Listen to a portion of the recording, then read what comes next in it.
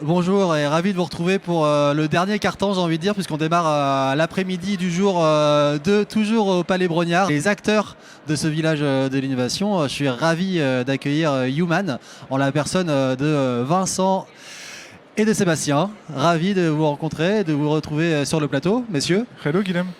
Merci. Alors, vous allez vous présenter personnellement et puis l'entreprise Human pour ceux qui ne la connaîtraient pas.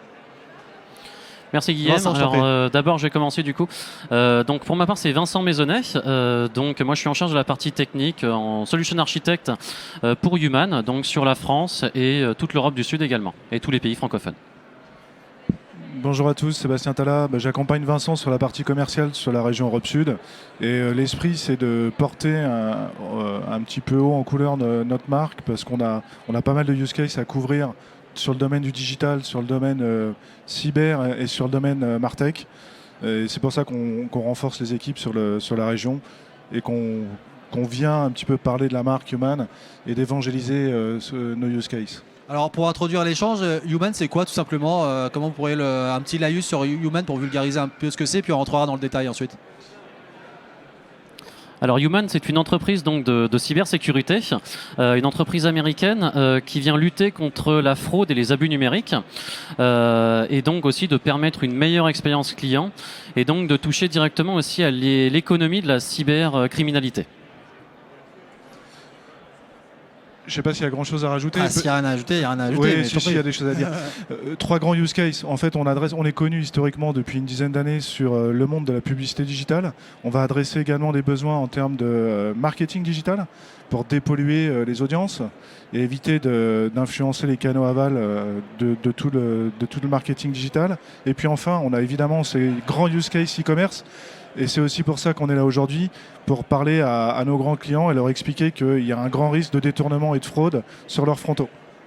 Très important enjeu de sensibilisation aussi sur ces sujets cruciaux qu'on entend de plus en plus. Alors, c'est intéressant d'avoir votre point de vue sur l'évolution des tendances. Alors, on parle beaucoup évidemment des retailers, des e-commerçants, etc. Mais votre point de vue en particulier sur les tendances peut-être cyber, un peu plus, sécu. Quelles sont-elles, ces tendances, ces évolutions, puis l'expérience client? Est-ce qu'elle a été bouleversée? Est-ce qu'il y a des tendances qui se sont accélérées? Quel est votre point de vue là-dessus, et en particulier sur la période de pandémie? On pourrait commencer bien sûr sur un sujet que je pense que beaucoup connaissent aujourd'hui, donc la pandémie. Il y a eu quand même beaucoup moins de magasins ouverts, il y a eu donc une explosion de la digitalisation, l'ouverture en masse donc, du coup d'aspects web, donc de fournisseurs de produits, de services, etc. directement sur le web. Des fois aussi dans des cas où ça s'est ouvert très très rapidement. Donc le côté cyber n'a pas forcément tout le temps été pris en compte. Donc là aussi ce qu'on a pu voir c'est une explosion du coup de tout l'aspect cyber qui va toucher tout ce qui est site d'e-commerce, tout ce qui est services, les banques, les assurances, avec notamment, comme on le disait Sébastien, sur différents use cases. Notamment sur use case, c'est vrai qu'il y a tout ce qui est la prise en main de compte utilisateur. Donc après, on accède directement aux commandes, on peut directement les livraisons, etc. Il y a tout ce qui est scrapping également. Donc là, en fait, c'est tout ce qui est détournement. Là aussi, des fiches produits, des prix de tous les biens directement, en fait, qui peuvent être poussés sur ces sites-là. Donc en fait, des attaques qui se sont multipliées vraiment au cours de cette pandémie. 2-3 petits points supplémentaires pour complémenter Vincent. Vous avez vu toutes les problématiques de vente de billets, notamment sur les grosses plateformes type Fnac Darty, Ticketmaster, pour ne pas citer de marque, mais globalement, vous voulez aller voir votre artiste préféré, et puis au bout d'une heure, tout est pris. Il y a du bot là-dedans, il faut le comprendre, il y a de la fraude. Autre point, les Xbox, les PS5 qu'on ne peut pas acheter et qui sont revendus au marché noir 3, 4, 5 fois leur prix, idem. Même topo, en fait, sont des achats automatiques qui sont faits sur les sites et globalement, ça profite aux fraudeurs. Tu veux rajouter quelque chose, je t'en prie. Oui, notamment, c'est vrai qu'il y avait cette partie-là sur la partie commerce, mais il y a la partie banque aussi, où on a pu se rendre compte aussi sur un cas client, par exemple, qui avait déjà quand même des équipements en place, là justement sur son exposition web, mais suite en fait à des tests un petit peu sous forme d'audit qu'on a pu effectuer avec le client, on s'est rendu compte qu'il y avait encore 14% de son trafic qui était justement du trafic de bots sophistiqués, qui venait justement passer à travers, faire de la prise en main de compte. Et derrière, il y a eu plus de 12 000 comptes qui ont été compromis, justement avec cette exposition liée justement à des activités de bots sophistiquées qui venaient justement les targeter. Parfait, merci beaucoup messieurs. Alors, quel projet en cours avez-vous mis en place qui répondent justement à ces, alors, au-delà des tendances, mais plutôt des signaux faibles et des grosses problématiques cyber que vous avez soulignées? Est-ce qu'il y a un projet en cours qui serait assez révélateur de ce que vous pouvez apporter à vos clients, et forcément avec des challenges inhérents à ce type de projet, et comment vous les avez surmontés? Je vais introduire un petit peu le sujet, tu vas venir à ma rescousse après Vincent, en tout cas en complément. La première chose qu'on apporte, c'est la visibilité de qui cogne à la porte de vos frontaux web. Ça paraît stupide, mais en fait c'est essentiel.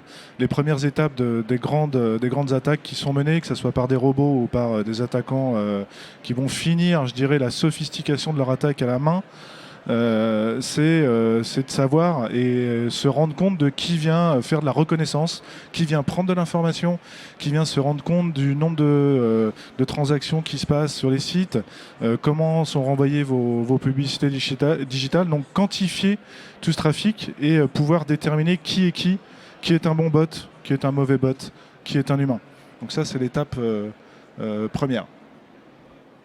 Oui, qu'on pourrait rajouter aussi justement là-dessus, parce que c'est vrai que là aussi tout ce qui est publicité, tout ce qui est justement dans ce monde du digital, aujourd'hui la fraude est entre 40 jusqu'à 100 milliards justement par an, 100 milliards de dollars justement par an, qui sont détournés justement à cause de ça.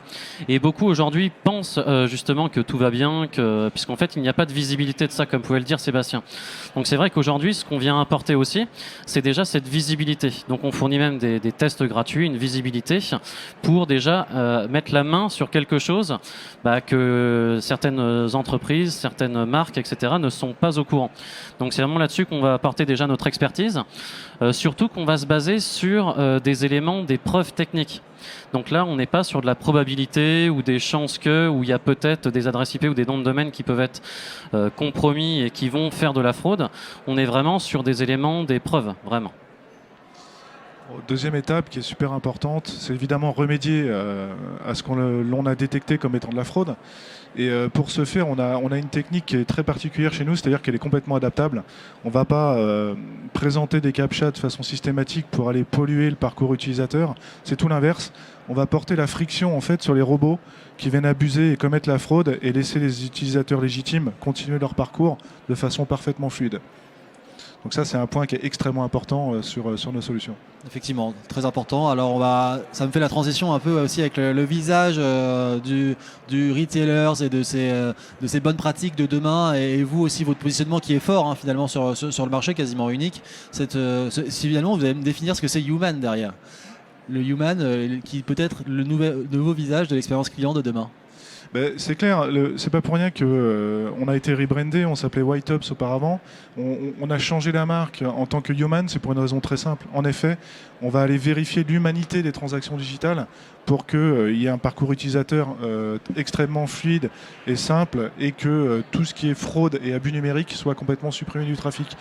Dans l'enjeu actuel d'une digitalisation et une omnicanalité grandissante, où on va prendre un média digital de plus en plus important et prégnant, ça a une très grande importance.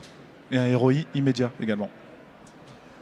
Alors surtout qu'on pourrait rajouter que là aussi, ce qu'on a remarqué également, parce qu'on a quand même une visibilité accrue sur tout l'Internet mondial, à plus de 85% aujourd'hui, ce qui fait qu'on a vraiment une base de connaissances très importante.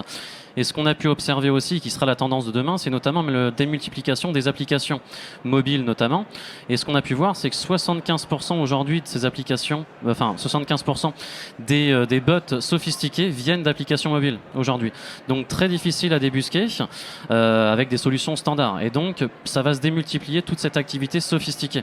Donc, c'est pour ça qu'on vient apporter notre expertise pour le montrer, pour le bloquer également, et apporter des solutions, j'ai envie de dire, custom, adaptées à l'e-commerce, aux retailers, aux banques, aux assurances, etc.